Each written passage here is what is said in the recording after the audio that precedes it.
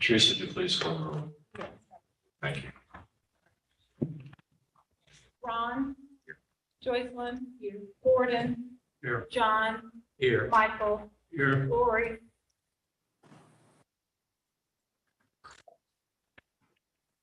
Jim. Here. Brent.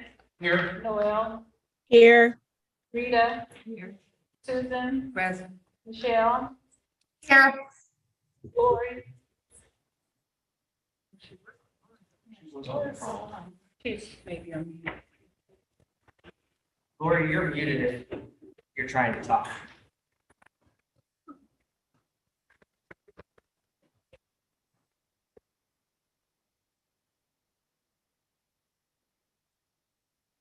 I'm here. Can you hear me? Yes. Thank you. Thank you.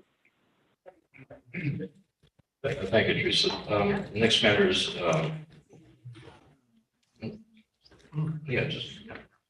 approval of the agenda. I request a point of personal privilege.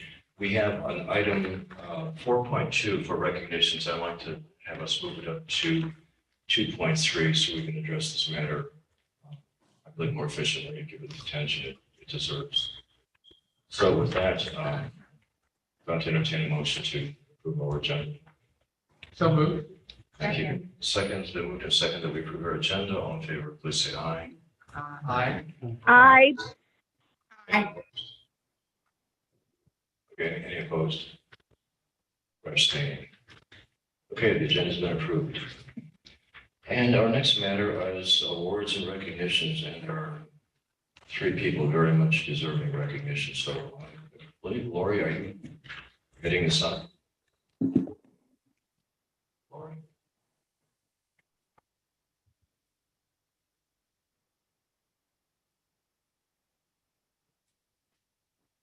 Is Lori still with us? Lori, we can't hear you. You're unmuted though. Doggone it. I don't know. Here you go. I don't know. I can hear you. I'd like to introduce Chris Brown, who is a representative and who was going to make a presentation. Not exactly sure. That microphone? Is there, could Stephen come up? And I hope you can hear me. I'm not going to be able to get right in front of that microphone. Should we be looking this way, I guess? Okay, is that on? Yes. All right, well, let me introduce myself real quick. My name is Chris Brown. I'm a state representative, District 16 in the Missouri House of Representatives. District 16 is up north. My district lies directly between Liberty, running west, straddling 152 highway over to Platte County. And one of the cool things, in my opinion, that I get to do as part of this job is I get to recognize outstanding individuals in the community that have done good work. So I get to present these resolutions and proclamations to folks like Mr. Stephen Potter. And I think if you looked up a resolution in an encyclopedia or a dictionary or something like that, it would say that it is an expression of a legislative body. So this is a House of Representatives that is recognizing someone for good work in terms of their career, outstanding achievement, whatever the case may be. So anyway, as I read this, Stephen, I have to tell you, and I don't know Stephen personally, this is the first time I've met him tonight, but my goodness, he has done some good work for the Mid-Continent Library over the last 34 years. I mean, this is an exceedingly impressive list of accomplishments that he has done. So if you don't mind, if I could just have about 2, maybe 3 minutes, I'm just going to read what is on this proclamation, make the presentation, and then I'll let you get on with your meeting. All right, so it says, whereas it is with special pleasure that the members of the Missouri House of Representatives pause to recognize Stephen Potter, who is retiring from the Mid-Continent Public Library in Independence, Missouri on June 30th, 2022. Congratulations. After 34 years of exceptional service and dedication, Stephen has successfully completed the many duties and tasks placed before him throughout his impressive tenure as library director and CEO, during which time he ushered in many significant milestones and achievements for the library, including the launch of the MyMCPL.org website, the addition of downloadable ebooks, and the inception of the Story Center. During Mr. Potter's long and illustrious career, the Mid-Continent Public Library won the IMLS National Medal for Museum and Library Service Award, presented by First Lady Michelle Obama in 2014. Stephen has compiled an enviable list of service to such important organizations as the Clay County Economic Development Corporation, the Independence Chamber of Commerce, Truman Heartland Community Foundation, Amigos Library Services, Every Library Institute, Mid-American Library Alliance, Missouri Public Library Directors, Missouri Library Association, Public Library Association, and the American Library Association and Rotary Club of Independence. Stephen looks forward to his retirement so that he can spend more quality time with his devoted wife, Leanne. Now, be it resolved, the members of the Missouri House of Representatives of the 101st General Assembly join in expressing our utmost appreciation to Stephen Potter for his many years of unparalleled service to the Mid-Continent Public Library and in wishing him the long, enjoyable retirement he so richly deserves. Stephen, congratulations and thank you for your service.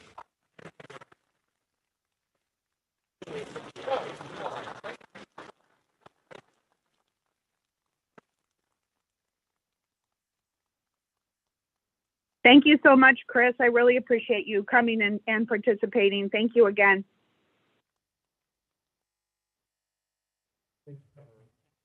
Can you hear me? Yes, we can hear you. Oh, I was just saying thank you. And Steve, I just appreciate you, and I wanted to make sure that we recognized your contribution to the Mid-Continent Public Library. Thank you, Lori. Thank you so much. Thanks, everyone.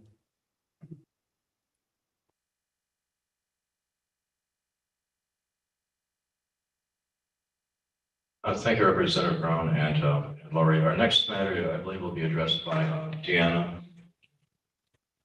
Diane. I'm sorry.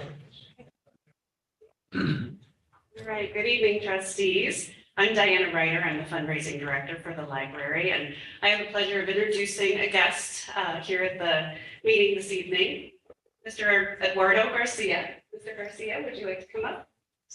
Mr. Garcia is the owner of the La Fuente restaurants within our library district. He has many, many restaurants within our district. And Mr. Garcia had worked with John Laney and Brent Schondelmeyer and had made a generous donation to our Would Need campaign. And he is here to deliver a $50,000 check to the library for our Story Center endowment. And so Brent and John, if you would come up, I would love to get a photo of Mr. Garcia presenting the check. Mr. Garcia, would you like to say anything? He said, I don't want to really talk. So. Just here representing La Fuente, and I'm really happy to help with this donation. So, thank you. Thank you. You're great. All right.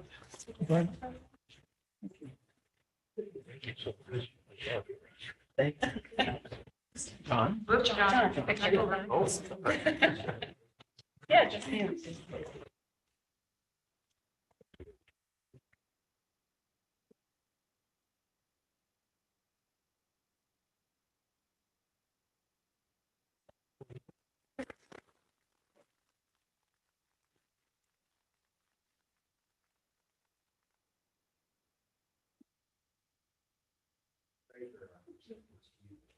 Oh, okay. And our third recognition is Phil Grunbaugh. Phil has served the library as legal counsel for 34 years. And I've had the absolute privilege of being on the board and seeing the very wise counsel that Steve has offered. And Phil is going into semi-retirement shortly, and we wish him all the very, very best. And we have an expression of our appreciation for you, Phil.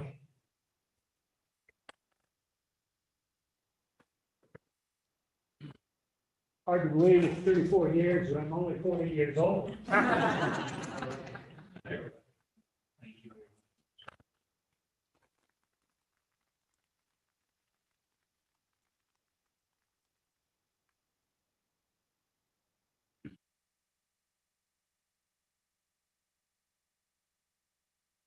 Okay, the next matter on our agenda is the approval of the consent agenda.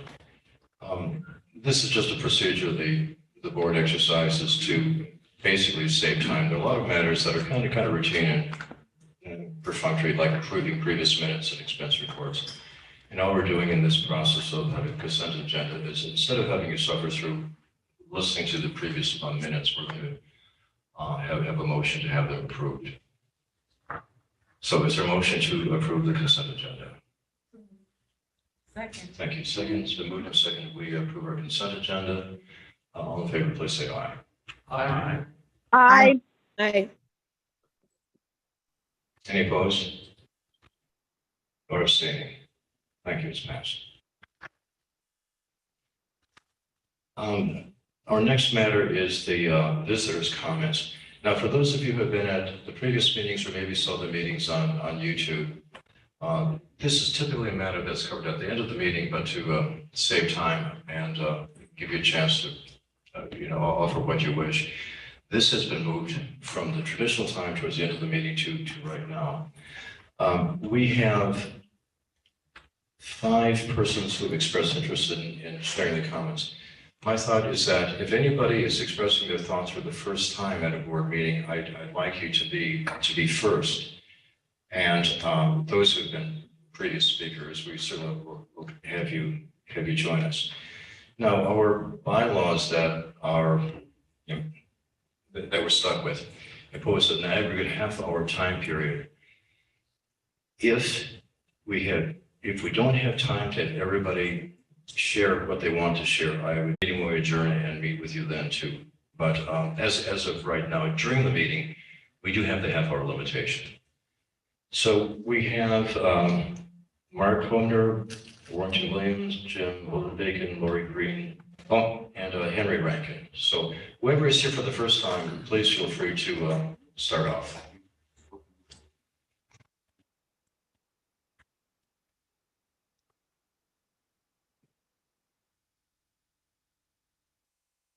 My name is Lori Green. I am a resident of Liberty, and I have been a lifetime user of libraries. I grew up in Wisconsin, and one of my favorite memories growing up is going to the public library in Madison with my mom once a month, filling up with books and coming home, and then taking them back the next month and doing it all over again. It was a very special time in my life. When I moved to Missouri, excuse me, in 1992, Mid-Continent became my new favorite home. I've lived in Independence, I've lived in Blue Springs, and I live in Liberty now. I also was an employee at North Oak Public Library. And I'm here also, I am a school librarian. In Liberty, I was at Manor Hill Elementary until I retired. And then now I am working at a charter school called Frontier School of Innovation. And the one thing that I would like you to know, as a teacher and a librarian, I use the Mid-Continent Public Resources all the time. And now that I'm in Kansas City, I'm technically supposed to use more Kansas City resources, but Mid-Continent's resources are above and beyond what I can get from the Kansas City Public Library. And so since I'm a resident of the Mid-Continent Library System, I feel free to use those resources. As a librarian, I have taught kids how to do research using the databases that are provided through Mid-Continent. I've taught students how to take notes. I've taught students how to find ebooks that they can put on their devices to be able to read. And it just thrills me how much Mid-Continent has supported the school districts. We worked hand in hand with the Liberty librarians to do our summer programming. And we encouraged our students to participate in their program.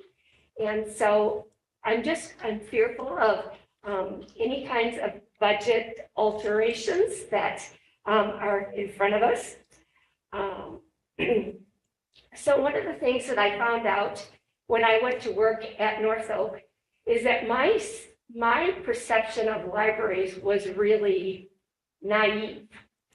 I mean, I grew up in a family that had enough money to live comfortably. I had computers as an adult, and when I started working at North Oak, the population that we saw there were a lot of people that didn't have printers that would come in and print off their airplane tickets or their concert tickets. People that didn't have the internet at home to be, or even computers at home to be able to fill out job applications. And I can't tell you how many times I would sit next to somebody to help them walk through the steps of being able to do a job application.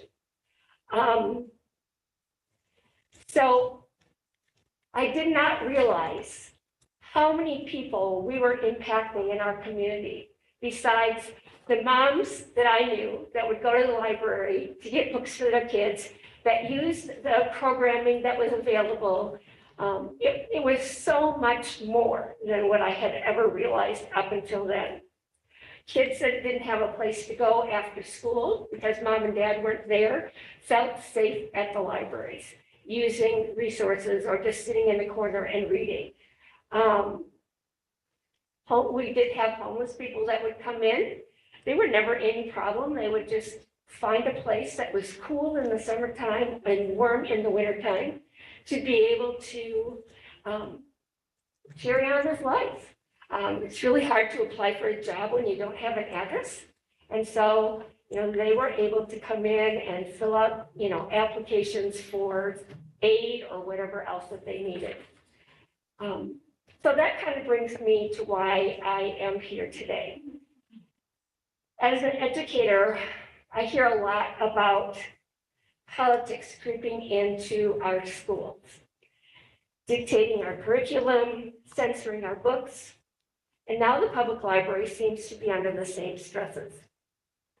I have watched the last several board meetings online, and I understand that a small group of trustees, mainly from Platte and Clay County, are bringing some of those politics into our schools.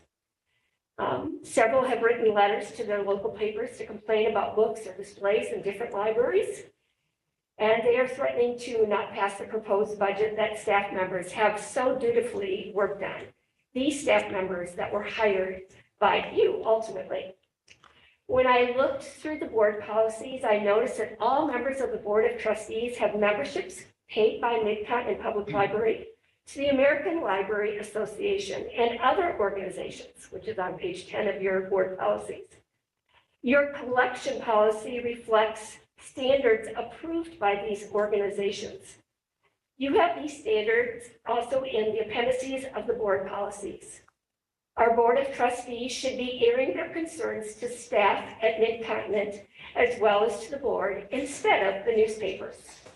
If there are Board of Trustee members who do not wish to follow the ALA policies, then they should be removed from the board and others should fulfill their positions. Finally, I would urge our Board of Trustees to pass the budget that was given to you by these experts.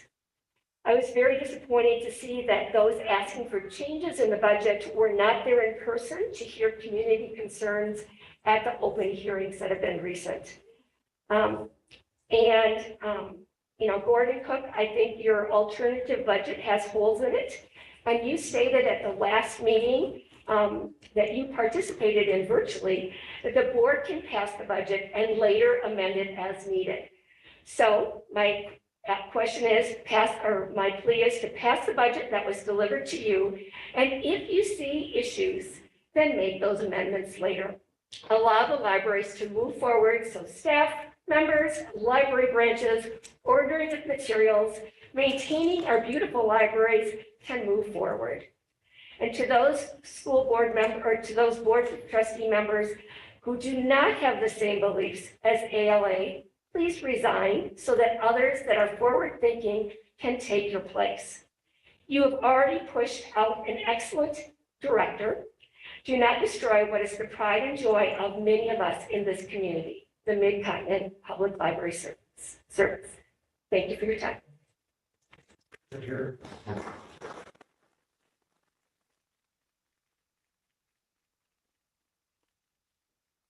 Okay, thank you. Our next presenter.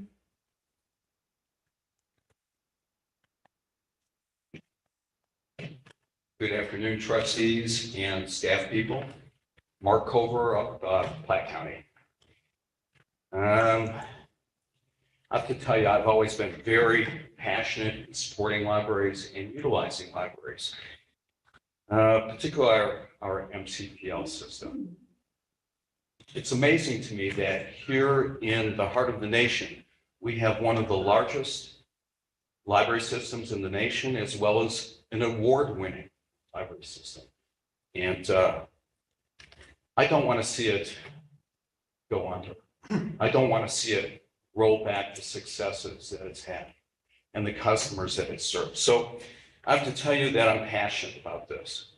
I'm a licensed mental health therapist, and I see the library as benefiting our greater community in many, many ways. Many ways.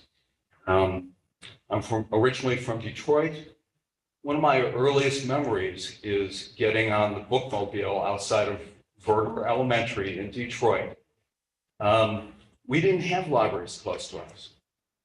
And my parents, who both were first-generation Americans and their community, they, in a lot of ways, depended upon the library. Libraries have always been used to help educate people, whether it's to support the educational system or to be self-educated. I have to say that my oldest son his first job was with the Blue Springs North Library. Remember him dressing up at my prompting in a suit coat to get his first job. I remember back in Detroit reading the books of Robert Heinlein, a Missouri native. And I have to tell you that I didn't know anything about Missouri except through the eyes of Robert Heinlein. I've been to New York many times, well, not many times, but definite times. And I remember visiting the library and seeing the lines outside the New York Public Library and just being amazed by that. So I support the libraries. I've seen up north homeless people, I believe they were houseless, using the libraries. I've seen all sorts of people using the libraries. Up north, we're becoming much more diverse as a population. And I see all sorts of people using the libraries. And that trend will only continue as those counties up north are some of the fastest, if not the fastest growing library counties in our metro. I think our economic situation up north is really pretty good. We're growing. We have a new airport or a rehabbed airport. We have a solar farm. We have Facebook or Meta data center going up there. We have an FBI building going up there. We are growing up north, and we're growing in diversity. I have to tell you that I take the library's mission to heart. It's written clearly. The mission is to enrich our citizens and communities through expanding, not pulling back, but expanding access to innovation, information, ideas, and inspiration.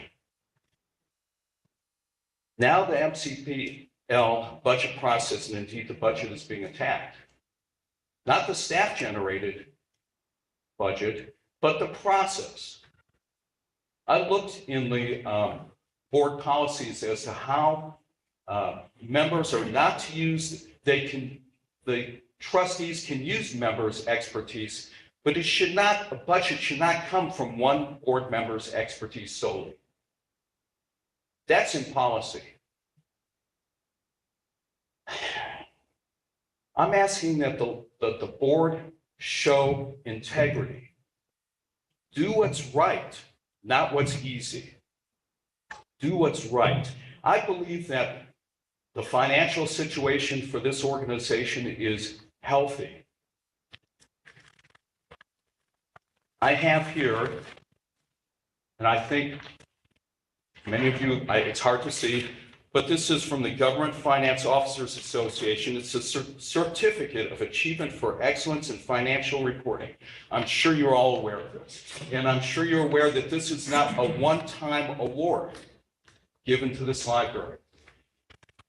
This is the face sheet from Cochran, Head, Vick and Company, the independent auditors for this library. I'm not hearing them or reading that they're saying that the library is going down the drain. So I'm asking you to do the right thing, not the easy thing. Libraries are being attacked throughout this nation. I read yesterday that a library up by Cedar Rapids is under attack. And when libraries are attacked, schools are attacked, governmental policies are attacked, democracy is attacked. So if you want to look at this that way, or if you want to look at the basic economics, our economics stand probably better than a lot of library systems. Steve Potter is leaving the library in a healthy state. His staff has supported him and generated a budget that should be adopted. Thank you for listening to me.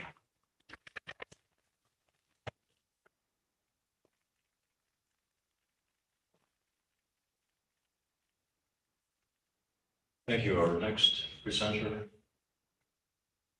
It's up to you.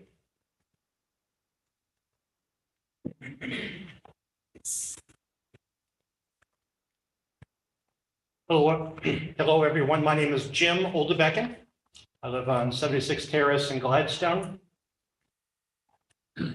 It's Clay County's 200th anniversary. I'm hired as an early Clay Countyan, in particular a gentleman by the name of William Boydston. It's my pleasure to be a lobbyist, part-time lobbyist for industry groups.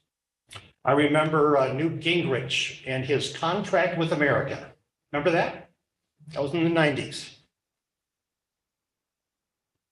I was thinking about that today, having to do with contracts, commitments that we have. And in one sense, we are all alike because we are all citizens. We all have a commitment, responsibility. One thing that makes me think has to do with oaths of office. Did you know that that was the first act passed by the United States Senate?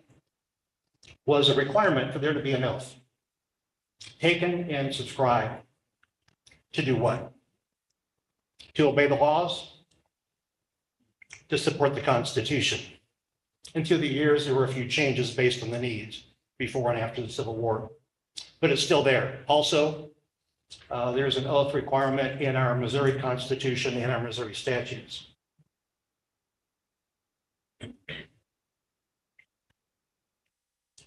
I wonder if it's possible to obey something and defend something like our Constitution if we've never read it.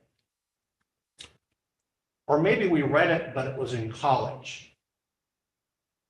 And I wonder how many here in this room, not just there, all of us have read the Constitution. I think we all want to be defenders of the Constitution. Guess how long it takes to read it? Under an hour. I think it's worth it to read it regularly. In particular, to be able to articulate some of the key points, in particular, the First Amendment. Do you recall when Associate Justice Barrett in her confirmation hearings could not answer the question posed by someone from her own party if she could name the 5 protections of the First Amendment? There are 5. I think a lot of us are using all 5 as we are here. They can be described by 5 words. But that's just an example.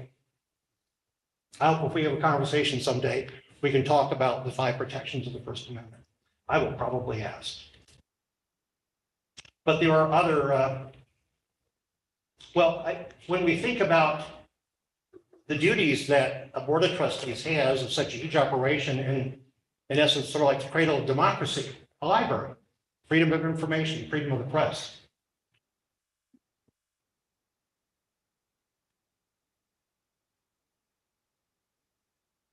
Well, there's a lot of people that it takes to run this library. I have this photograph for a library system. There's a lot of people here. You know, they have to follow the rules of this library, the bylaws, or anything under the bylaws, anything under governance. And I wonder how they feel when they have to fight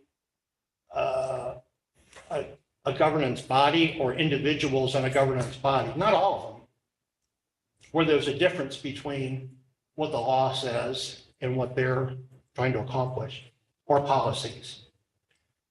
I bring this up because I spent 12 hours before I came here reading governance documents. I read or reviewed the library trustee manual, board policies, and the sunshine law where applicable here. I also reviewed extensively minutes, videos, correspondence, and I got those from the custodian of records. One of the cheats that we can use when we're trying to get public records is ask what the star already asked for. Usually you get it real fast and won't be a charge. So it was helpful because I was able to read public records, including correspondence. And I bring up these matters because they are some of the things of controversy are covered in your governing documents. I'll just take a moment to describe them because they're important. These are things that you have the responsibility of knowing, just like the staff. Duties of committees, governance style, committee authorities and responsibility interfacing with the professionals on the staff, collection development, freedom to read statement, diversity, and recruitment is covered in the board policy. The Missouri Public Library Trustee Manual, I want to go right to page 25 and 15. It covers intellectual freedom and censorship. I don't think there's a lot to discuss. It's here on who does what. The Library Bill of Rights.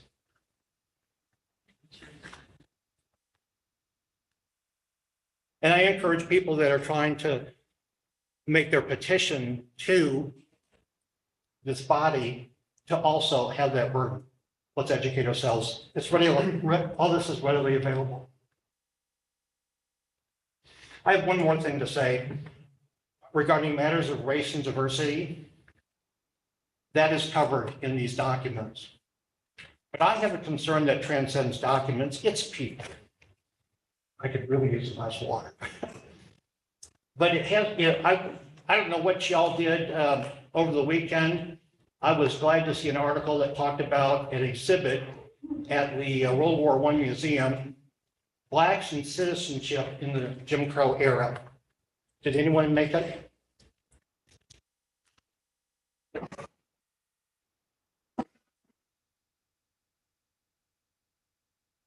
Well, it's been 400 years since we've had legalized owning of humans as property. And we still have so many struggles with race. And to me, I was grieved. Some of the things that I read in correspondence and minutes regarding positions that I think might have some political, I'm nonpartisan, but I think they may have some partisan root. Or I don't know what they are, but they concern me. We should be further along as a country in these matters. What's so hard about one self-evident truth? Of all the self-evident truths, there's always only one in the Declaration. We're all created equal. In the Bible, we're a Christian nation. At least most people say they are. I choose not to reveal my personal faith, if I have any. I think that's my right. But I do know the Christian Bible says things like the second greatest commandment, love your neighbor as yourself. And I definitely, but let me just get back to the library. I don't think it's our responsibility around this table, around this side. It's the library professionals that are to choose what should be available. And I do not believe in censorship. And I don't like it used as a political hockey puck. I have one more thing. Something I don't understand. It's a public record. And I'm sure I'm out of time, so I'll just pass around copies for you. But I don't understand the dates with the appointment of one of the trustees. What you have there is a resolution. I encourage you all to take a copy. It's a resolution from a county to appoint an individual, and the dates make no sense to me. I got that through a public records request. Thank you for listening.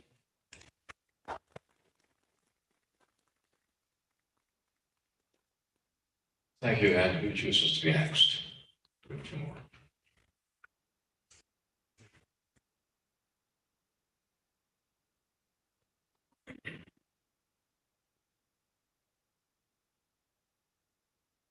I believe we have Roger Wins and Henry Rankin.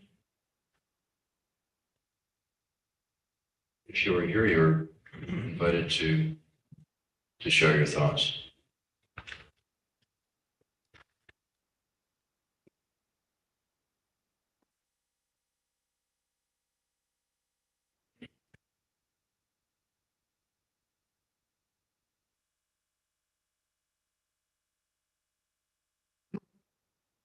Okay, last call. If Warren Williams or Henry Rankin are here, you're certainly invited to share your thoughts for the Board of Trustees.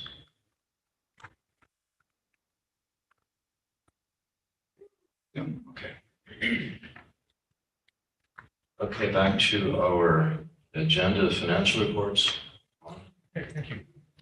On page.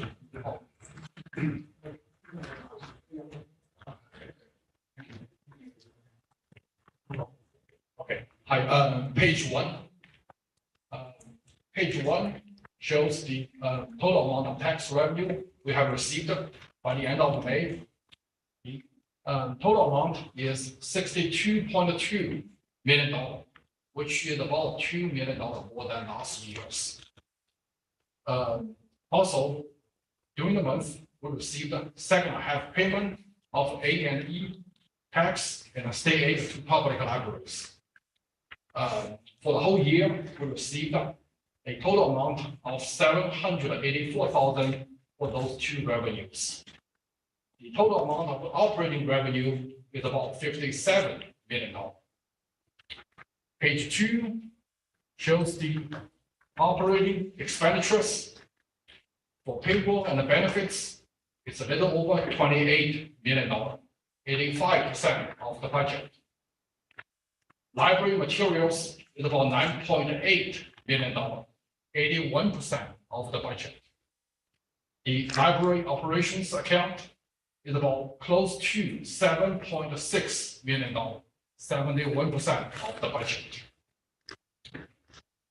Next page, page 3 is the debt service fund. Right in the middle of the statement, it shows the ending balance of the construction fund, which is about $3.5 million. We have requested to have that amount to be dispersed to the library, and a certificate of completion will be signed to close this construction fund account with BOK Financial. Next page is the capital project fund. Right now, we have two active projects. The top one, with historical home, we have spent close to $100,000. And at the bottom is the capital improvement plan. So far this year, we spent $20,257,000. Next page is the grants and the gifts fund. So far, we received governmental grants for about $140,000, and private grants is about $135,748. And the library lovers membership is close to $11,000. Also, we spent about $267,780 for programs, and close to $11,000 for the library lovers activities. The cash balance is $436,692. Next page is the health insurance fund. The total amount of contributions from the employer and employees is about $3.3 million. The fixed costs and fees is a little over $1 million. And the medical claims is over $2.4 million. The cash on hand is close to $1.7 million. And the fund balance is $1.4 million. And I just recalculated the minimum and the maximum fund balance required by the fund policy. The minimum is $1,082,092. The maximum amount is $1.6 million, based on the 6 months in 2022.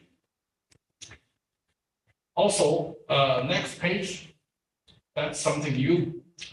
We have an updated guiding principles and procedures. For anything over $3,000, we will take to the library board for review and will require an approval if budget amendment is necessary. Right now, we have 2 non-budget items over $3,000. The first one is the tests for fire sprinkler systems. The second one is the circuit breaker replacement. Because those 2 items can be covered by the savings from budgeted purchases, we do not need a budget amendment. If no objection from the library board, we will go ahead and make those 2 purchases. The next page is the reasons for those 2 items. The first one, sprinkler system tests. Cities require us to conduct a pipe inspection once every 5 years and an air leakage inspection once every 3 years. Current year's budget does not cover 6 branch locations in Kansas City, Independence, and retail. The estimated cost to perform the tests for all 6 locations is about $6,500. But if J.E. Dunn can verify the tests were performed during the renovation, we could cut the cost by half. I believe Jake is in contact with J.E. Dunn. The second item is because the lightning strike at MGC. We have to replace the breaker. This is unexpected and it was not budgeted for the year.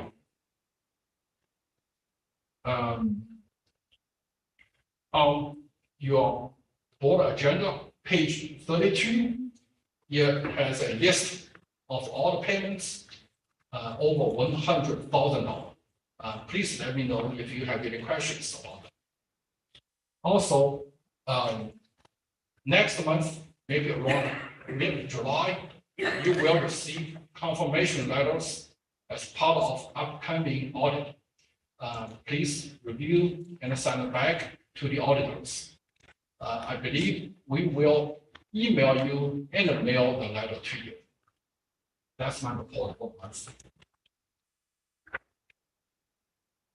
Thank you, Carl. Before we go to the voting matter, any questions or CFO? Okay. This is Lori Lemunion. Can you hear me? Yes. Thank you. I just had a question with the amount that we are owing in interest that we're paying to the bank. Can you just confirm, I know with interest rates being on the rise, is that a fixed amount that we're paying? Like, are we locked into a fixed rate for so many years, or is that flexible? I believe you refer to the debt service fund. We have an agreement with a financial institution called Texas. They promised to give us 2.4% interest income. Okay, thank you.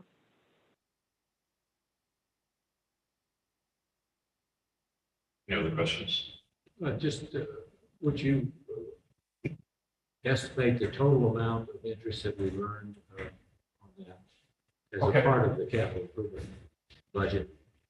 Yeah, that's on the statement. I think it was on the report, but I. Yes.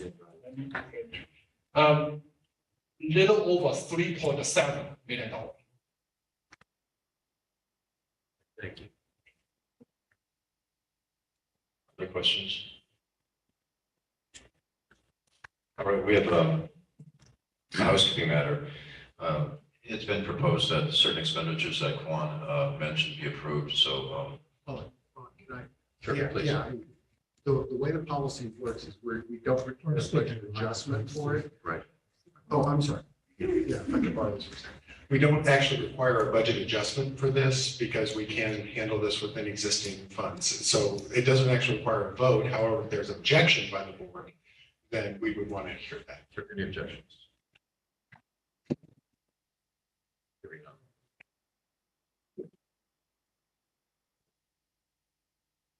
Okay, our next matter is our search committee report. At our last meeting, the search committee met with Shanna Platt, who is the principal of the search organization that was engaged by the library. And we also had legal counsel for the committee join us by Zoom. And the thrust of our conference with Shanna was to establish a proposed timeline for their services. Initially, she asked us to obtain information from various constituencies within the communities that we served. And it started off with the members of the committee identifying people to be invited to participate or to be questioned in the process of looking for the traits to be sought in the new CEO. In the criterion of the priorities also for the employees, and I think we had 8 bullet points to be prioritized by the employees. An additional one was added and incorporated and accepted by our consultants. Now, with regard to the input from all employees, in fact, are eligible to offer their opinions with regard to what what they would see to be in the person who will be their ultimate boss. Once the information is compiled from the employees as well as individuals who were identified, a confidential report will be generated. I say confidential because it's confidential between the search firm and the board. It is certainly not confidential, as far as I know, under the sunshine laws, but that will have to be determined by counsel. We were advised that certain candidates were already identified, and the search firm had a very interesting history. They would find persons who are fitting the desired qualifications and then reach out to them. And in most instances, the persons themselves were not actually seeking another opportunity, but had the traits that could be sought by the client of this firm. And that process has been started. The posting of the opening has been in various voluntary membership organizations, professional library organizations, and other sources that would be meaningful to at least let the word get out to a broad range of potential candidates. Now, a timeline was set up, and during the course of the conversation, it was I think agreed that this is indeed very, very flexible a timeline, but nonetheless something to which we're going to be aspiring. In July, hopefully we will identify all qualified candidates. In August, the expression used was a group of candidates would be identified. The search firm will then have interviews by Zoom or other technology with those candidates, and then they will refine the listing of the persons. And in September, there will be a second review of Zoom or similar type of interviews with the persons. Then in late September, the thought was that there would be for each person, and now we've limited down to 2 or 3, each of these people would come to Kansas City for roughly a day and a half, have a thorough review of the headquarters, various branches, generally the Kansas City community, because of course that would be their person's new home if they come from the outside. It was also thought at that time that Shanna Plott, who is the principal of the search firm, would also come to Kansas City and participate in this, the tour process of the library and the Kansas City community. It was also mentioned that there was an option to have a third-party deep assessment into whoever's going to be the person under consideration. Discussion within the meeting was that by the time a person goes through this process, there probably isn't very much else that could be discovered, but nonetheless, a deeper assessment by a third-party firm is available. We were told that this process was used in the past by, my recollection is less than half of the clients of the firm, but again, it is available. Yesterday, I had a telephone conversation with Chris Shea, who is a colleague of Shannon on her search team for the library. And he asked us to do a final scrub down of the trades, and that was done. And they do have the final, although it was 99.5% completed already, the final approval of the desired trades for the candidate. We were also told that there has been a collection of the feedback from the employees, and that's being consolidated and grouped according to the priorities that the individual employees had for the desired qualifications for their ultimate boss. This will also be given to us in a written report. Now, with regard to the people who the selection committee recommended be contacted, only half of them have responded. The search firm reached out to them, and half of those had made contact. The other half have basically had no contact whatsoever. There's going to be another attempt, but the thoughts are that there's been sufficient input that if the other half, the designated people don't reply, that it's not in any way going to be hindering or detrimental to the overall process. A meeting was proposed for next week, and the dates have been submitted to the members, and we hopefully will find a time next week, Monday through Wednesday, to meet. And other members of the committee, please supplement anything I should have mentioned or correct anything that you feel should be.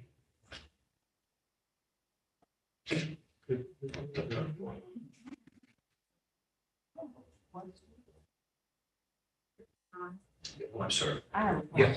So in addition to identifying, in addition to identifying people who would be good candidates who aren't looking, are you also planning to post the position in key trade journals and that sort of thing? Yes. We revised that the key library organizations, ALA, the Urban Library, all of those will be posting the notice for the library. Absolutely. Yeah. Okay. Any other questions or comments?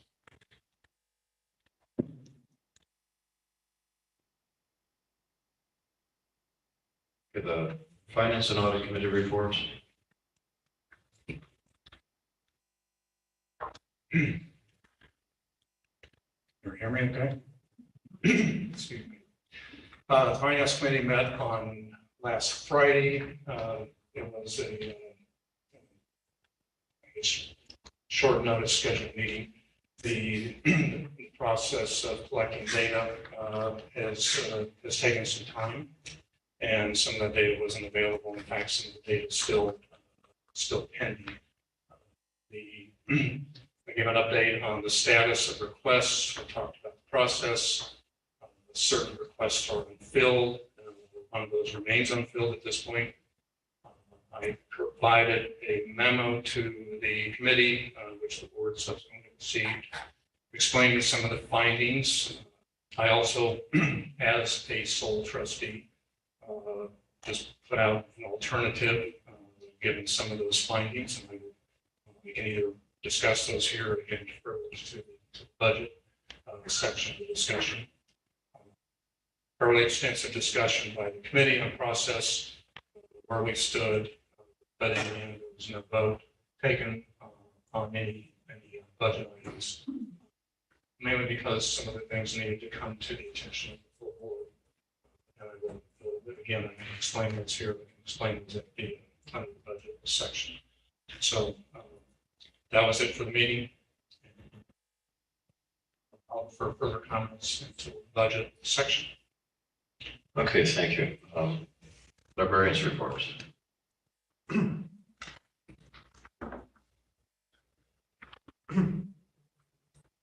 Really, there's just a couple of things that I wanted to share tonight. I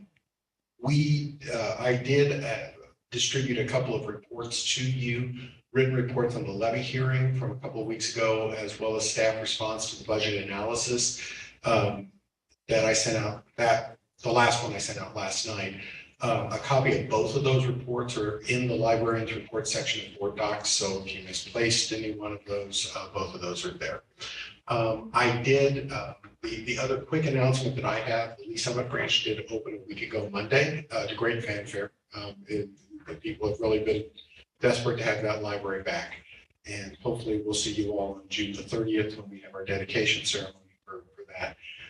I did ask Susan to provide a brief report on our Lit Up Festival, which is our teen literary and arts festival that we hold. It was a really big event, building a lot of momentum before the pandemic, and then pivoted to virtual and came back physical for the first time a couple weekends ago. So. In the first in-person lit up event since in 3 years, we had 175 teens and adults attend on Saturday, June 4th at the North Independence branch. They moved it. It was a previous and not pre-pandemic. It was the first weekend in May, but we were finding that was running into difficulties with prom and Mother's Day and some other things. So we moved it to June. The event featured keynote authors Christina Hammond-Reed and Neil Schusterman, as well as other author talks and workshops featuring young adult authors and graphic artists. Some teams traveled from across the state to attend. They did this pre-pandemic, and that is continuing. We had students and teams from Rockport, Joplin, and Pittsburgh, Kansas. A couple of comments from that. The teens were always survey every program. If you've been to our programs, you know that. We had some of the responses included, I really can't choose what I liked most out of today's awesome experiences. The author's reflections on the impact of books and libraries in their life and society is what I enjoy hearing about. Another one said, getting to talk to someone that can directly help me with my career goals was beneficial. And somebody liked the interview format. It was very effective and put the authors at ease. That's the librarian's report. Thank you, Steve and Susan. Next matter, new business, is the adoption of the 22-23 budget. Yes, Brent. I'll just speak loudly. I'd like to move approval of the staff proposed budget. That is in board docs and is the document in front of us, is the document that's on the table. And I will make that motion to initiate the budget discussion. I'll second. Thank you. It's been moved and seconded that we discussion. Please.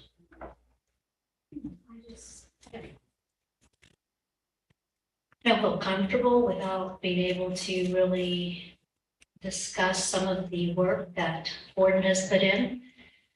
So I guess I'm a little confused why we would have this motion before us without considering Gordon has done so much due diligence in looking out for not only the library, but all the taxpayers. So I don't know, that's all I want to say. I'm just a little confused why we wouldn't hear some of the work that has been put in.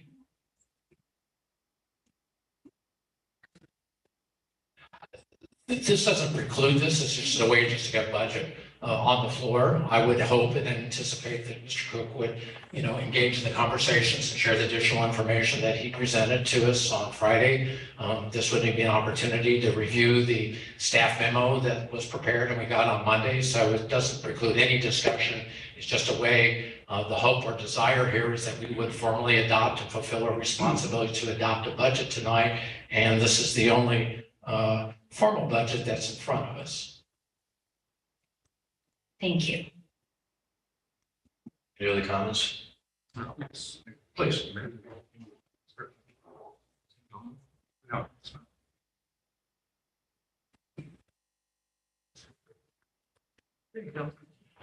I'd just like to make a background comment for those of you who weren't able to attend the levy hearing.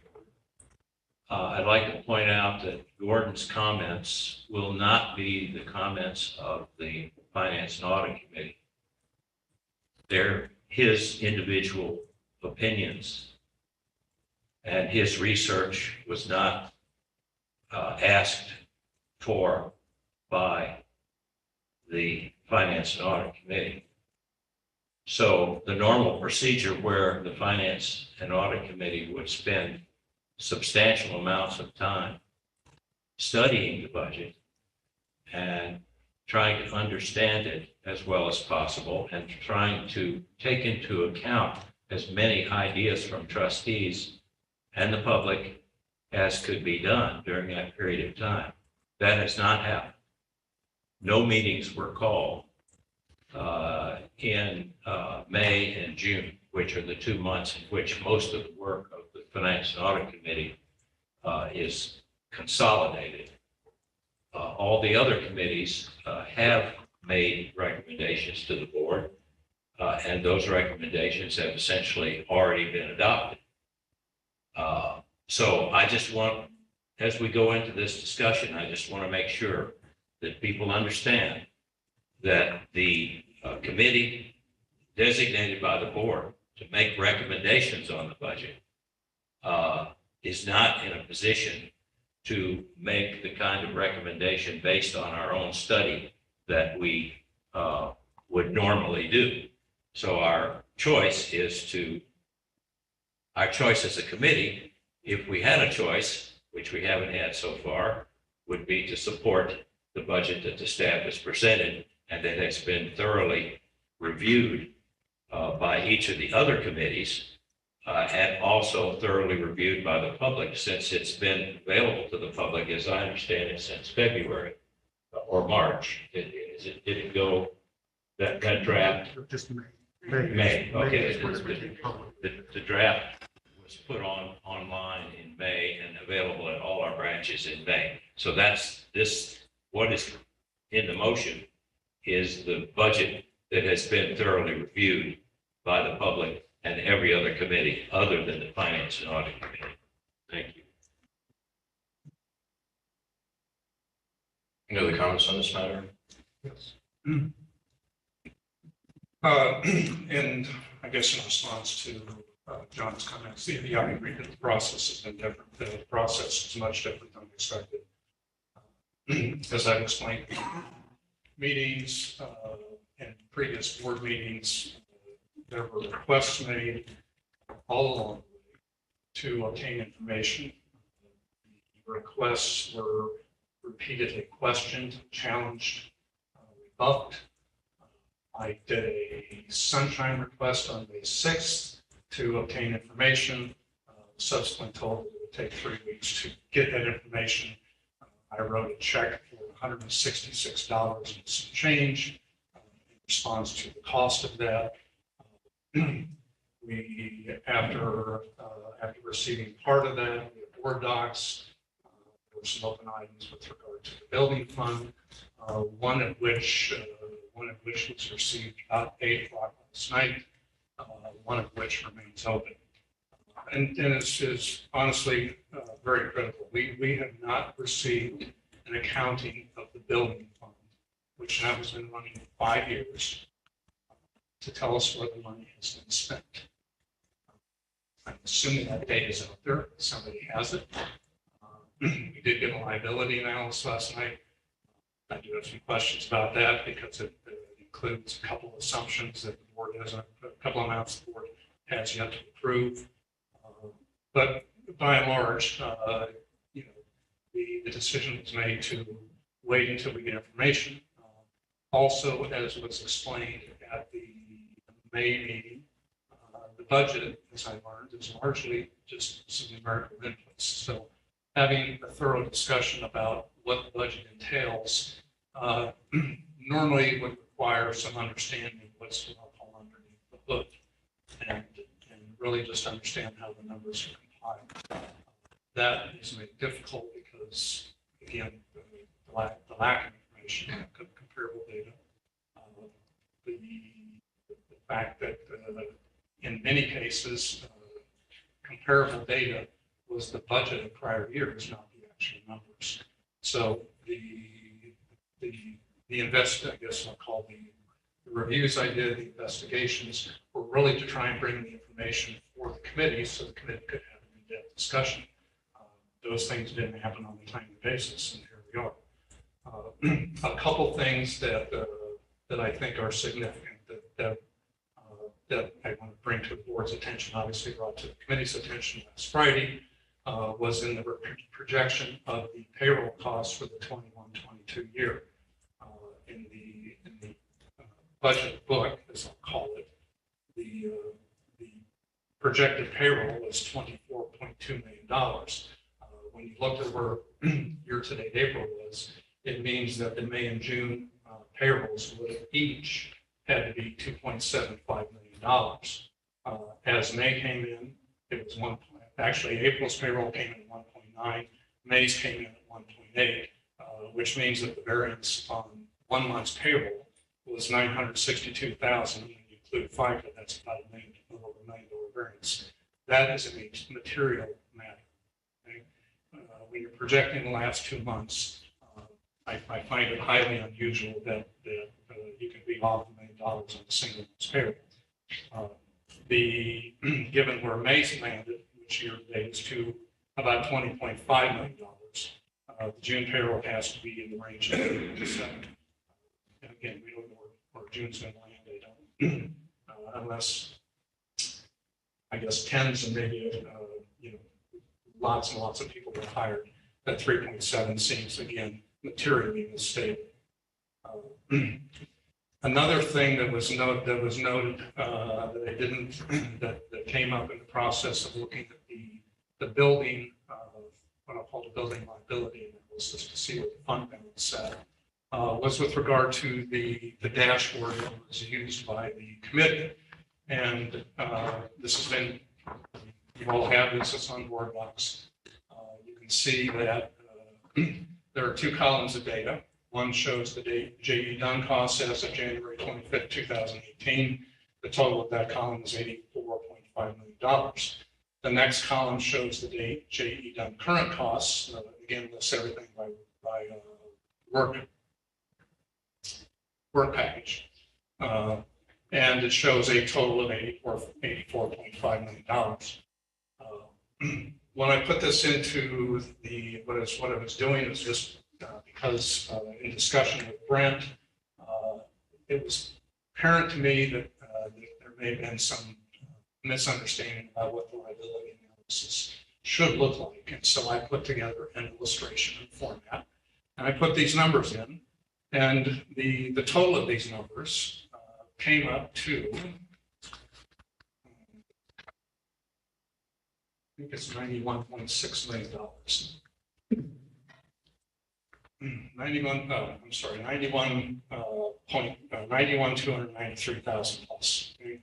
That's a $6.8 million variance. I have to be honest with you, I was a little surprised. I went back and checked my numbers 5 times, thinking I must have done something wrong. But as it turns out, that's what the numbers total to, is $91.3 million for that $6.8 million variance. I then looked at what's in the budget book, and the numbers that are in the budget book on page, say it's in the 40s, are different than what's presented on the dashboard here. And again, I get the same variance from what was shown to the JE done current. So that raised a significant flag for me as well, because I'm sitting here asking, what is it why are we trying to tell them when it's 84.0 of the board that it's 84.5 when in fact the numbers add up to 1.3 million? That in addition to, we have never seen, as I said, we've not seen the accounting for all the costs, and all the costs include the architects, the furniture, I guess new furniture and equipment, moving costs, storage costs. I don't know what else is in there, but I can see what's in the budget. The presentation of those costs in terms of their components differs between what the dashboard shows and what the budget shows. Again, there's no explanation for the variance or for the different presentations. So it's difficult to have a discussion about where the budget is, because the budget entails look at how the revenues are used. There are three different things. One is to fund operations, one is to fund debt, which has to come off the top. And nice. It has a waterfall, there's a hot tub.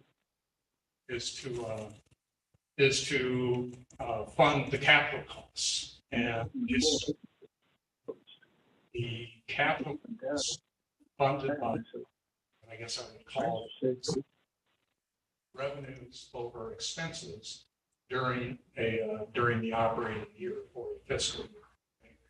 And I think in only 2 of the years since Prop L has that been taken off the top. The one was in 2018, I think the other one was 2020. So we don't have a reconciliation of how the money is spent. We don't have a reconciliation of where that money, what the sources of those funds were. And the board has not seen it, and the finance committee has not seen it. And we're 5 years into this project, and it's as Steve described, the capital fund is a kind of an ecosystem unto itself. So if you think about it, we have we have the operating account over here on the left side, and we have the capital fund over here on the right side, and those two have to be in sync, and you have to understand what the numbers are and how those two relate to each other. Because if you don't fund your assets, or you don't fund your capital costs, you're not going to have a building that looks like this. This has to be maintained, and you have a revenue structure that is a tax-driven structure. And you have an operating cost that is really not. There's no correlation between the two. The revenue is totally unlinked from what the cost structure is. So that's where we stand. My budget proposal was simply to put something on the table, and really for the board here to consider. The fact is, the budget that will be approved tonight, one form or another, can be amended by statute, and we have until June 30th to adopt a budget. I hope we adopt something. I think there's no intention of shutting down the library. I think some of the comments that have been out there were probably under the wrong impression, or under the impression that could happen. It can't happen because the board policies don't allow that to happen. And Ron, you made a comment for explaining that. So that's the concerns I have about the budget are that I have these significant variances. I have estimation variances that go into 2 months of payroll. And it raised a question in my mind about where else is this occurring, especially since the budget is largely input numbers into a worksheet. And if a number can be overridden in a dashboard, it can easily be overridden in a budget document to produce a different result. So that's where things are. I think this is a significant issue. I think the board needs to understand that these are significant variances and they should not be ignored. And where we stand on the budget, that's piece. So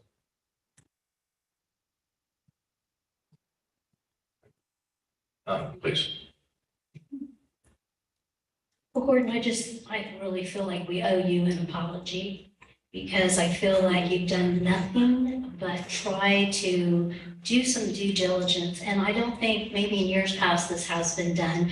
So I just think there's been a lot of misinformation to the public and to you. And so I just, about you, and really just apologize that just you trying to do your job, trying to get this information, because how can we have a discussion in Finance Committee if we don't even have the numbers? So I do understand what you're saying, and I just apologize because maybe I can ask you a question. I mean, is it your intent to cut all these programs so we'll have a poor library system? Is that your intent? No. Well, I didn't think so. That's a falsehood. Really, all I want, and all I've ever asked for, are real numbers. And I think when we get real numbers, we can whatever gets approved tonight, we have to go back and look at what the right numbers are. We have to go back and look at what we allocate for the capital reserve and make sure that we are preserving these assets. The fiscal assets of this library are significant, and they need to be maintained. And you can't do that on the back end. Hope that you have money left over after the operations are completed in the fiscal year. That has to be done on a planned and diligent basis. Right? No different than you manage your household income and you take care of your home and manage your individual budgets.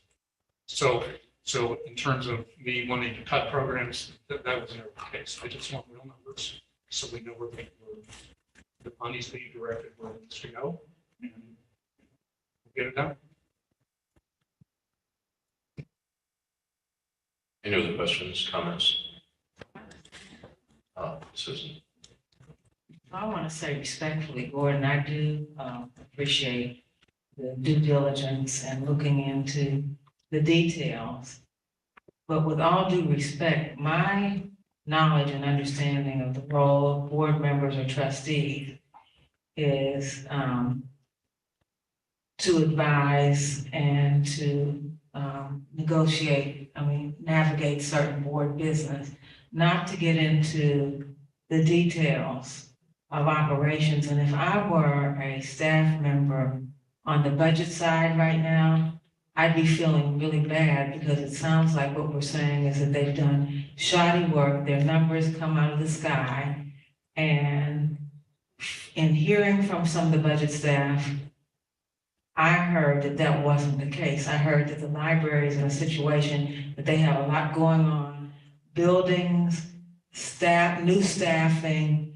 And if you've ever been an administrator of a large operation, you know that you can only predict what costs are. You don't know what they're going to be with pinpoint accuracy, but you put enough in the budget and money in the budget to be able to cover what you think it might be. And so, respectfully, I have to say that board policy doesn't support the idea of one trustee basically digging into budgets and casting aspersions on the hardworking budget staff. So I will just leave that there. Here, here. Any other comments, questions? I would just like to mention that there seems to be, understandably, a concern about the day today being this month's board meeting. And I'd like to go over, and I realize it's materially tedious and boring, but I endeavor to get it done within 60 to 90 seconds. But Section 182.645.1 of our Missouri statutes says that the fiscal year of a consolidated library district is July through the following June 30th. And each librarian has to submit to the board of trustees of their respective libraries a budget for the next coming year. Now, then the board receives the proposed budget, then the board is to approve the budget after making changes that are deemed necessary by the board. Then the statute continues that the budget shall be approved on or before June 30th, so next week. And the budget, again, this is statute, the law. The budget from time to time may be amended or modified.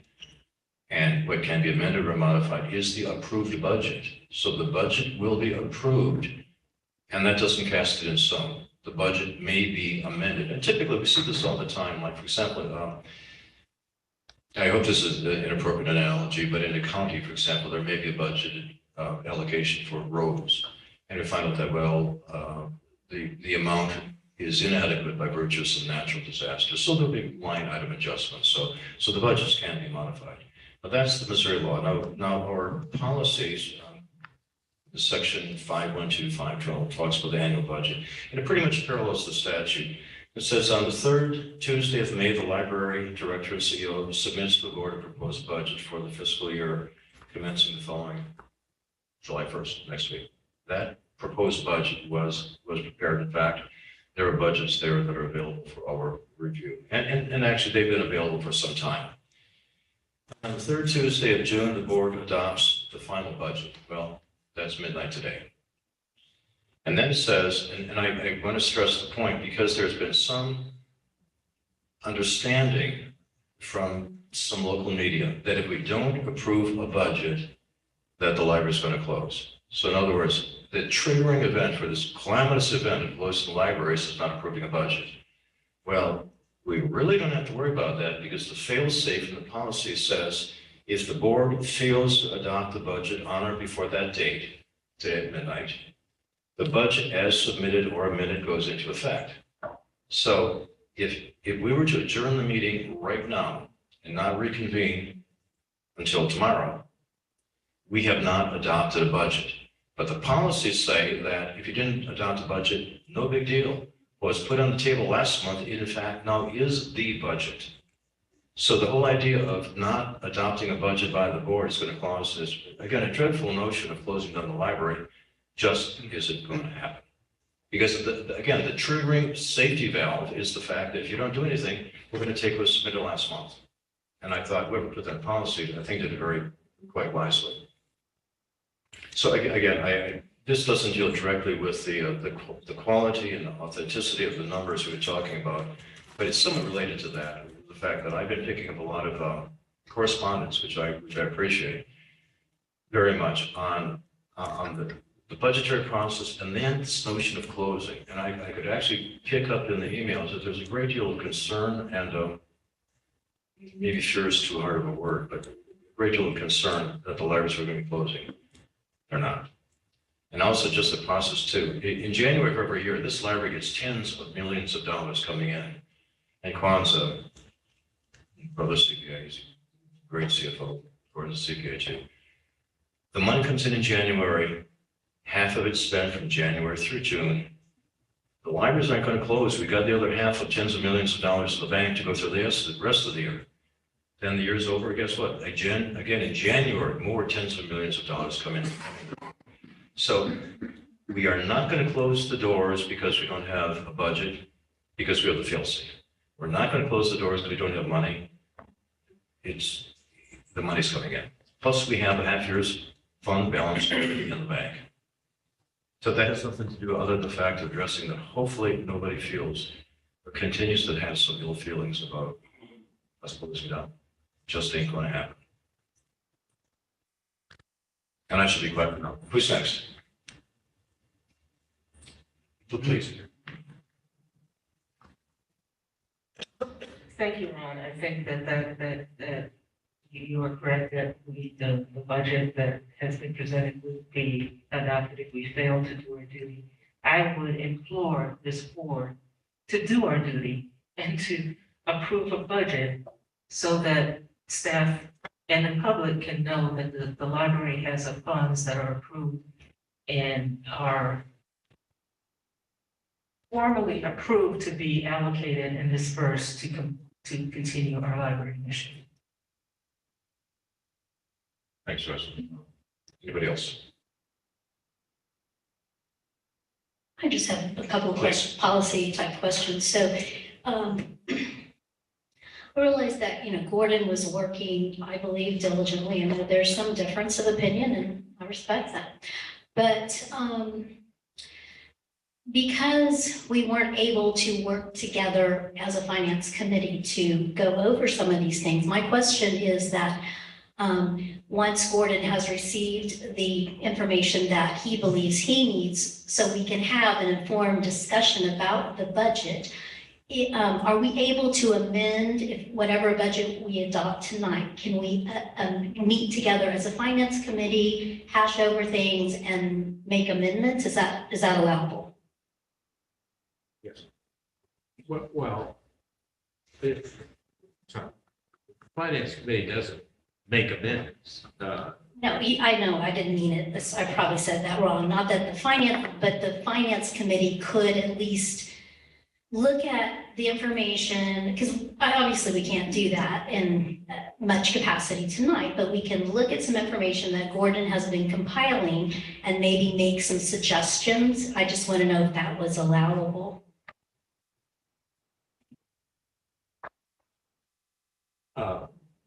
yes. And it also would give time for the very excellent responses that the staff has prepared at the behest of this board and is before you tonight to enter the picture. And so what it does is to make corrections in the principal findings that Gordon has announced so far. So I think, yes, that could all be considered along with Gordon's research during full meetings of a fully staffed finance committee during our next year. And each meeting, we could take that issue up and discuss it and take it up and be prepared to make any recommendations that might be needed for the board. If I could, just as a matter of procedure, the finance committee can take up matters and suggest the way of amendments to the budget. Anytime any individual member can suggest amendments. You just have to remember the requirements of the Sunshine Act so that it can be put onto the agenda and appropriately before your next meeting or the meeting you want to discuss. Any member of the board. Any member of the board. Well, but for that matter too, if the budget committee has an amendment they want to make, it ought to be on the agenda as an action item. Please. I appreciate the work that the budget committee has done to prepare for this. And I don't think that there's according to what Ron just said, an absolute rush to vote this budget in. I would really like to vote on an honest budget with real numbers. And so if by midnight tonight, if we don't vote on this, we still have a budget. And then we can get the real numbers to vote on.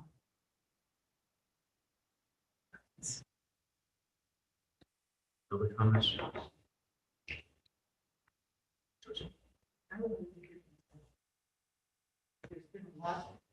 I would like to hear from staff. I think there's been a lot of conjecture and a lot of statements made that I believe are incomplete.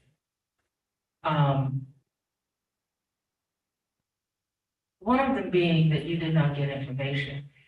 From board docs, I see that there has been 71 compilations of information since you've been appointed to this board just a few months ago, sent to you from your requests. The I have not, as a member of the finance committee, I have no idea what specific information you're looking for. I've asked for that and I've got no feedback. So you have not utilized the expertise of other board members as is usually the policy.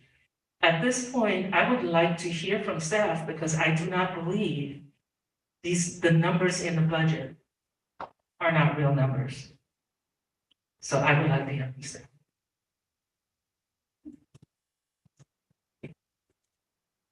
I defer to council on having staff come to qualify. What's your call? It's part of the discussion. If the staff has input to it, fine. But it needs to be germane. You have a motion on the floor and discussion needs to be germane to the discussion and, or to the motion. So it's really kind of borderline when you start talking about the validity or invalidity and the procedure that got us here today. But if there's a short response. Well, I would like to know why, I would like to know from staff, the numbers. What? Okay. One at a time. The idea that we cannot vote on this because the numbers are not real, I believe is germane. And I would like, and I believe they're real. I've read the budget, I've looked at the budget, I've looked at the information that's been provided by Mr. Cook, and I've looked at the information that's been provided by staff. And I am prepared to vote on this budget tonight.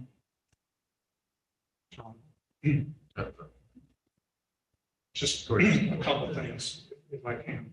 I think my statements were that the numbers were inputs. That's different than saying that they're made up. That was an observation I made. I repeated that observation. I saw no supporting calculations. It wasn't until I pressed or requested additional personnel detail that the individual salaries were provided. It was my understanding that the personnel committee approved the salaries budget based on a single schedule and without the benefit of seeing individual salaries. That would be pretty common, I guess. So there's no assertion that the numbers aren't real.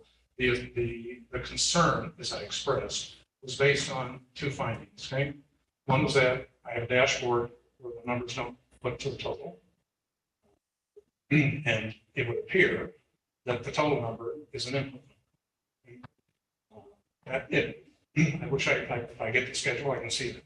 Okay. The second one is the second major finding was that the salaries projection for the 21-22 year was materially overstated.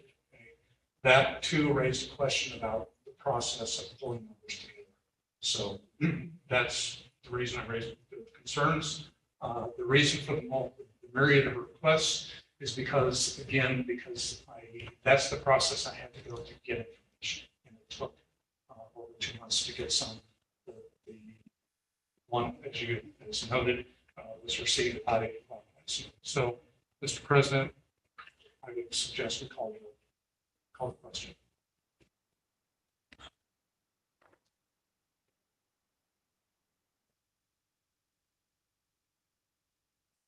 We have it's been moved and seconded that there was approval of the budget as proposed by staff. All in favor, please signify by saying aye. Aye. Opposed? Aye. Abstained? Aye. Okay, let's call the vote. No. I'm sorry, what? I'm sorry, I didn't hear. She wants a roll A roll call. call. Yes, a roll call, please, yeah. Ron, No. Joyce West? Yes. Gordon? No. John? Yes. Michael? Yes. Lori?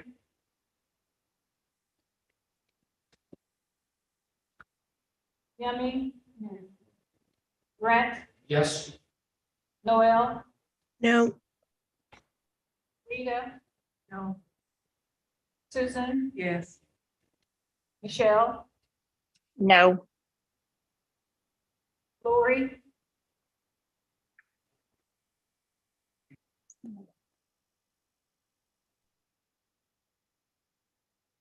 Lori, you're unmuted. We should be able to hear you. Can you hear us?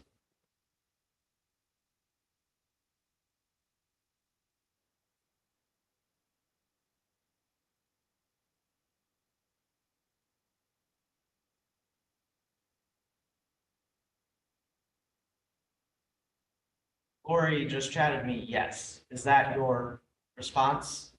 Is that your vote, Lori? Yes, she approves. Okay, so there was a tie in the vote, so that's a fail. Council tie. The motion failed. 6-6. So, okay. The count was a 6-6, which is a tie, so that failed. That's a failed motion. 6 yeas and 6 nays. So the proposed budget has not passed. I'm sorry. So the proposed budget has not passed. Is there an alternative, or do we not have anything and then have by de facto have the proposed budget become the budget? You either have no budget and according to your According to our policies, policies, the proposed budget will be adopted. Yes. as Or a- you have to schedule a special meeting of the board before the 30th to take up a resolution of a new budget. I believe our policies state that at midnight, if the board doesn't approve a budget, the proposed budget made last May does become the approved budget, but we have, but that can be modified. Okay. I have a question. Thomas? So a second vote cannot be taken tonight on an alternative? If we didn't pass the budget. The, We don't have an alternative. no, there's no alternative on the floor. Now, if you have an alternative you want to submit, I suppose that's possible. But there again, it will not have been shared with the public and it will not have been shared with other members of the board and becomes problematic.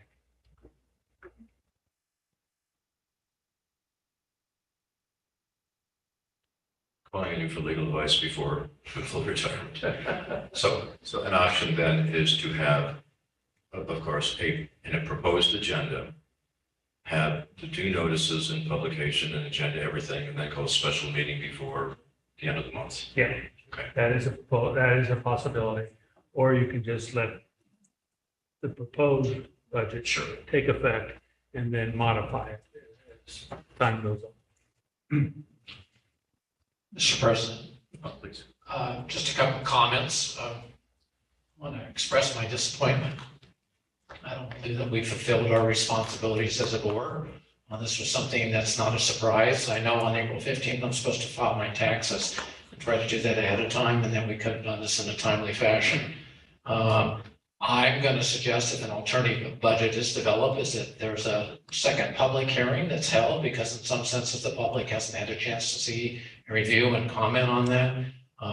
There's been an extraordinary robust participation on the part of the public, perhaps not on the part of particular committees of the board, because there were 89 comments that were emailed to the staff. There were 18 comments that were made at the public hearing on the levy. There were 4 comments that were made at the finance committee meeting, and we heard from some members of the public tonight.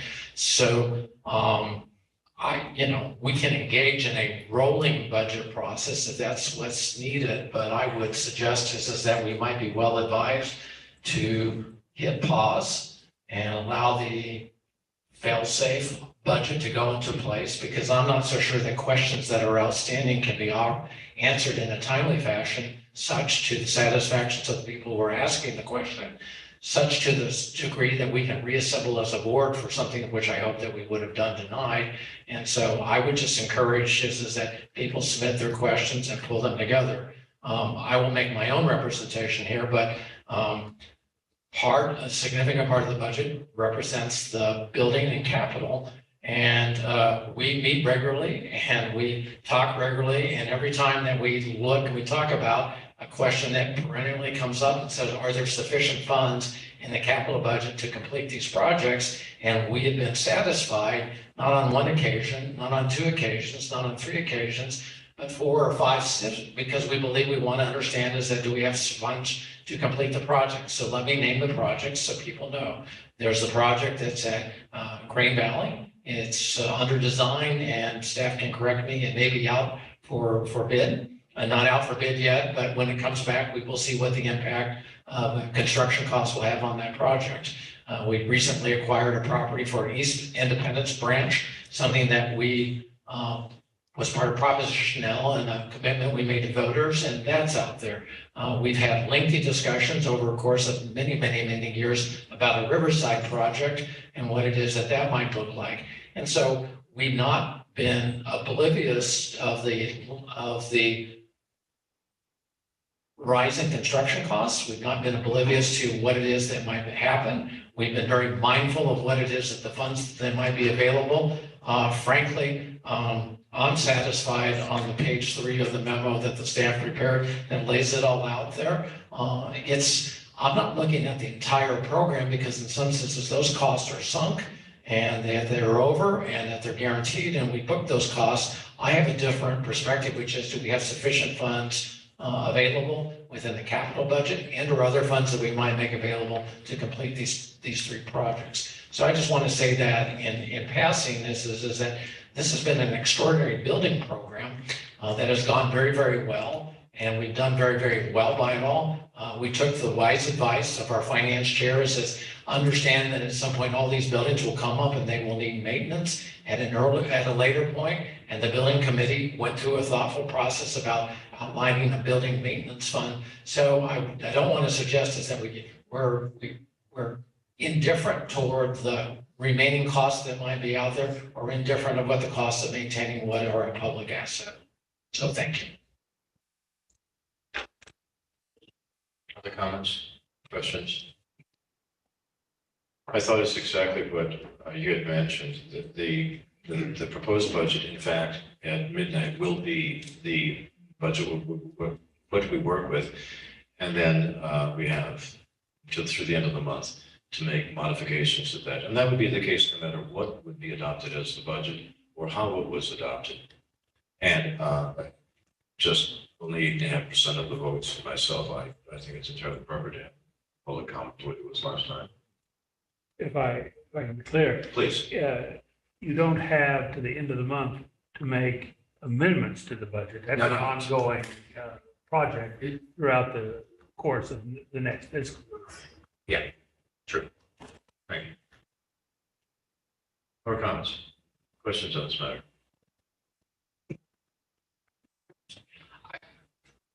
I heard one thing, and I just want to make sure I heard it clearly. My statement was, I don't believe that we can engage in development of alternative budget in the 9 remaining days of the month. If there is a desire to revisit the budget and do additional engagement on the part of board members and the finance committee, that's something that would be happening after July 1st, and that we would go into the next fiscal year with a fail-safe budget in place. And I'm looking for some affirmation of that because I'm not so sure that we would effectively be able to do what people are wanting us to do in the 9 days that are available.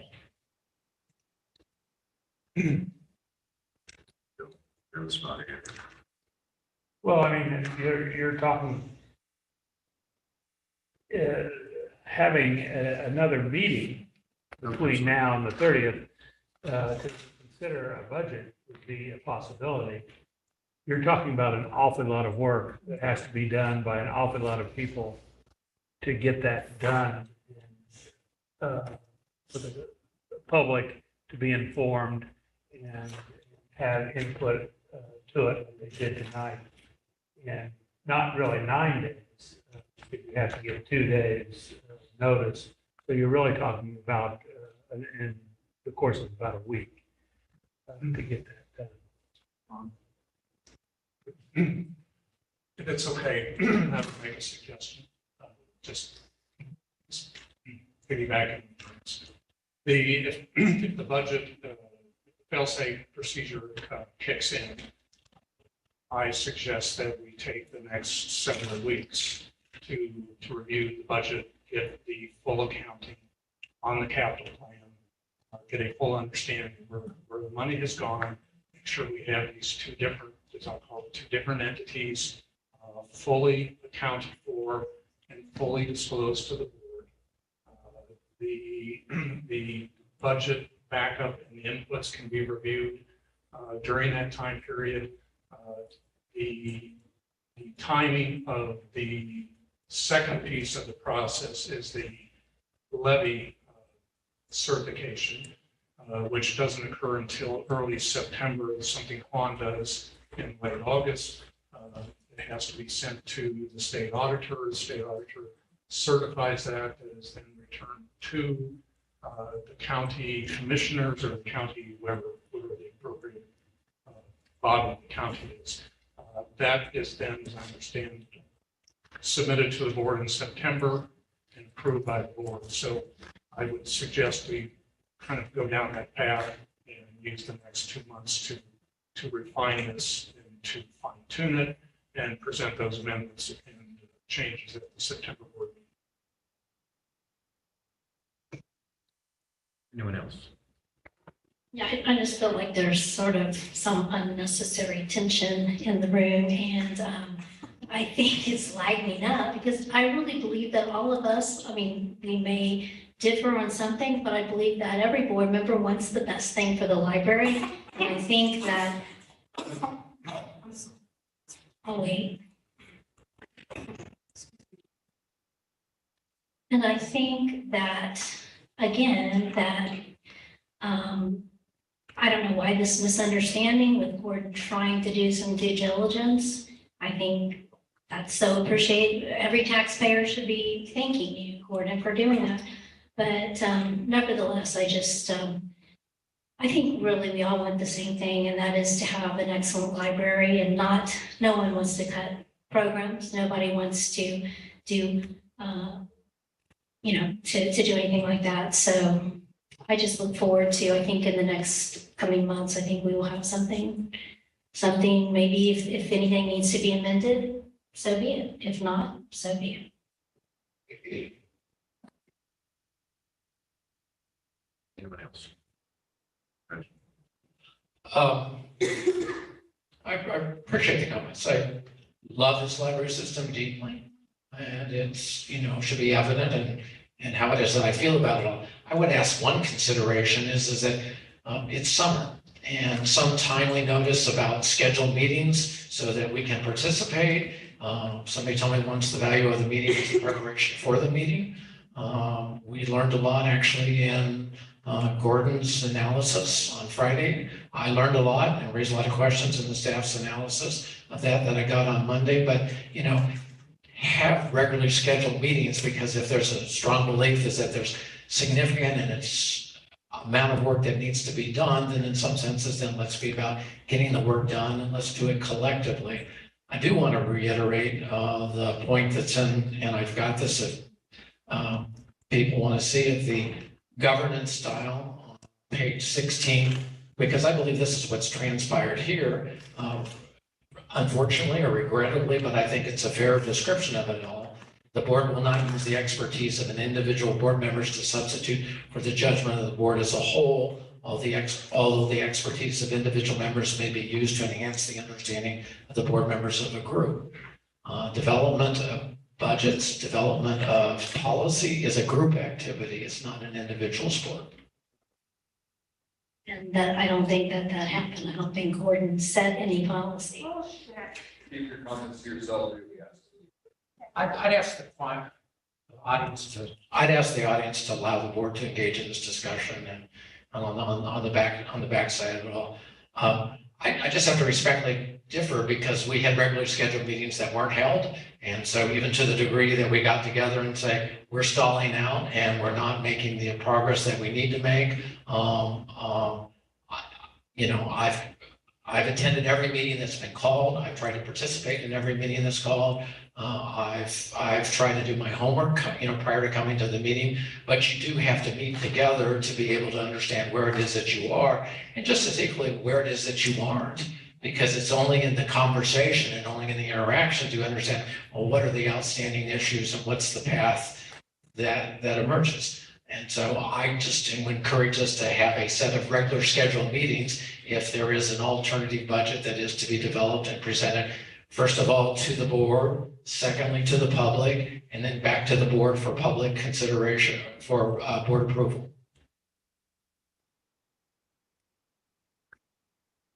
Further discussion?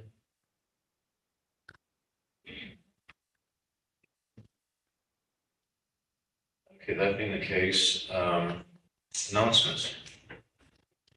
I think that there is a full list of announcements and calendar that you will have. Probably the big ones that we have, just to make sure that you are aware. Obviously, July 14th, Independence Day, the library closed. Oh, yeah, I'm sorry. I shouldn't use the microphone. Thank you. Yeah, usually I project much better, but yeah, I can't project anymore right now. Announcements, you've got the calendar in front of you. The big one, Independence Day, the libraries are all closed, so please be aware of that.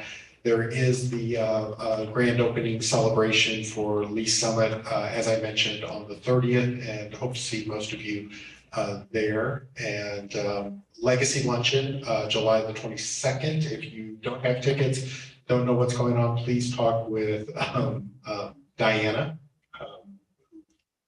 She may have left, but she can definitely get you filled in on that. And then, of course, the next board meeting, which will be here, Susan will be here helping you through the next board meeting, which will be in July. Thank you, Steve. Next matter is trustee comments. I'd like to lead off by expressing, which I know is the sentiments and feelings of everybody, is that we wish Steve the very, very best and a great deal of affection and appreciation for him, and especially since he's just getting over this COVID, to wish him all good things, and in particular in this lovely family, all good health. Get better.